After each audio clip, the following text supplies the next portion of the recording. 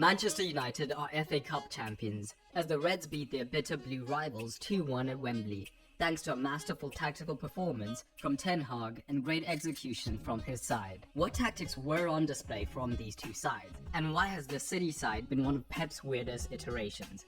Let's take a look. City had the vast majority of the ball throughout, but this was deliberate from United, knowing they couldn't take on City at the possession game.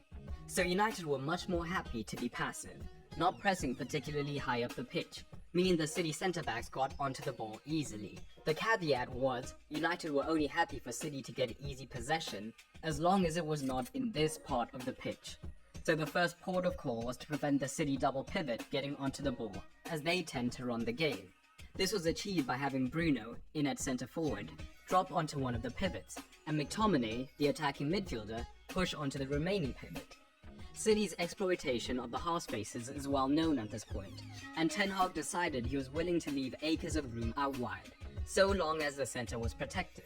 So both Garnacho and Rashford tucked right infield, so United were in an uber-narrow 4-2-4, with two mobile engines leading the defensive efforts. Ten Hag was willing to do this because he noticed the new shape City have used in recent months, with Pep often using his fullbacks as traditional fullbacks, allowing the wingers, who might both be more easily classed as natural midfielders, to play in their preferred central positions, leaning into Pep's desire to overload the centre of the pitch. But the way his two inverters operated was different, as with the pivots covered and City struggling to find anyone between the lines, Bernardo Silva would drop in to try and make a 3 versus 2 against Fernandes and McTominay. Foden, on the other hand, drifted infield off the left-hand side, so that City's midfield was often split into 3 attempted progressors and 2 attempted creators. But this hypothetical 3 versus 2 was actually more of a 4 versus 2 in United's favour, because the front four was so narrow compacting this space, as Ten Hag was willing to allow the City fullbacks to get on the ball, as they are barely a threat compared to the central players, so this made it difficult to find the progressors and easier to stop the fullbacks, who were not great 1 versus 1.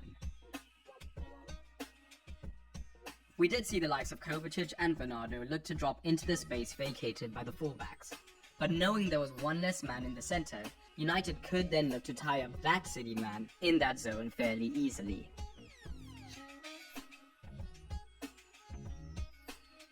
But this shape also had massive problems for City, and this was primarily due to the Walker and Rashford dynamic. They are two of the paciest players on the pitch, and Walker, in this position, was giving Rashford too much of a head start on the transition. So whenever United did pinch the ball, they were perfectly positioned to transition. City were forced to re-strategize, with Walker and Bernardo having to rotate, which did have the advantage of affording Bernardo a 1 versus 1, which was much more dangerous than having Walker in that zone. But Walker was also much less secure in his passing from this deeper zone, often looking to force his passes into dangerous zones which could result in turnovers, or simply being forced back to Ortega. But the great defensive setup for United extended beyond this region, as the narrow four afforded Mainu and Amrabat the freedom to be much more man-oriented on the two creators, following them around the pitch and looking to make their lives miserable, and they were willing to track them even when they looked for room in the fullback zones. While United's defensive shape was amazing, it was not impenetrable. Haaland would look to try to drop in at times to play in one of the on-rushing midfielders. This worked well when Haaland's touch was on point, but it was pretty hit and miss.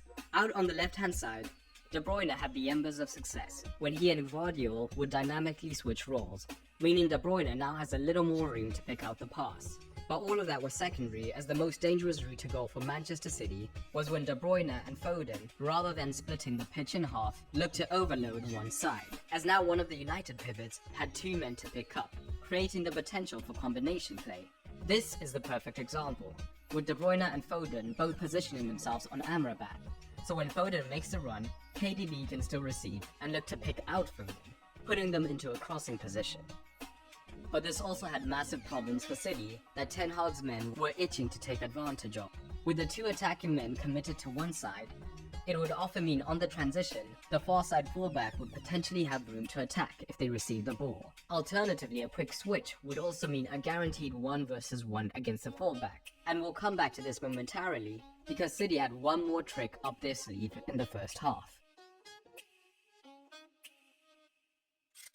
As discussed, United were pretty comfortable man-to-man against the two creators, but once the ball got wide, one of the biggest game changers was having one of the progressors make the late run to create a 3 versus 2 advantage here and finally try and break the United defensive shape. Kovacic exemplifies this, as he's initially deep in the line of 3, and we see Mainu and Amrabat are comfortable man-to-man. But at the last moment, Kovacic makes the run, so now he's the free man and gets in the perfect cross begging to be finished.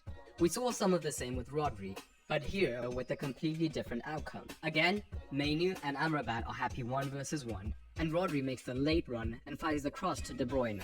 But this leads to the other problem, as when Kovacic or Rodri made the run, they left the other pivot vulnerable on the transition, as Walker would instantly be moving wide to cover Rashford. So in that same instance, it leads to United playing easily through the centre, allowing Mainu time to settle, with Rashford switching to Garnacho. There's a gaping role where Rodri would have been, and Fernandes plays the ball into Mainu.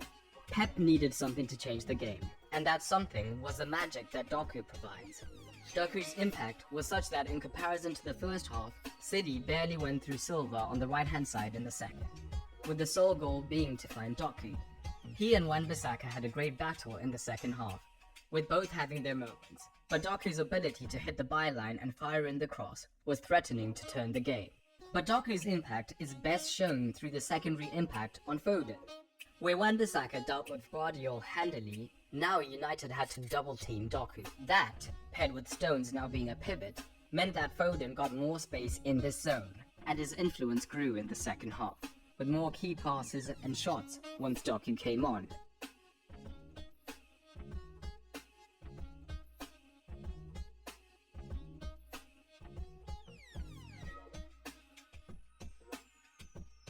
This was the perfect example of a team intentionally going without the ball and executing perfectly, culminating in United being FA Cup champions. United fans, would you be happy if Ten Hag stayed on next season?